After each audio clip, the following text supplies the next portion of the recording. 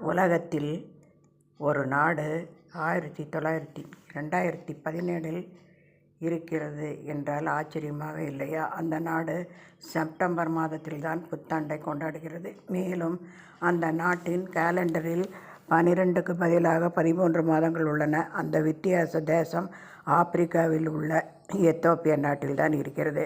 உலகில் இந்த நாடு மட்டும் பண்டைய காலண்டர் முறையில் கீஸ் அல்லது எத்தோப்பியன் காலண்டரை பயன்படுத்துகிறது.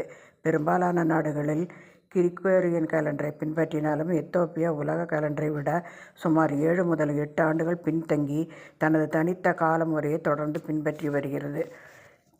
எத்தோப்பியாவில் ஆர்த்தடாக்ஸ் சர்ச் இயேசு கிறிஸ்து 7 ஆண்டுகளுக்கு முன்பு கிமு 7 பிறந்தார் என்று நம்புகிறது.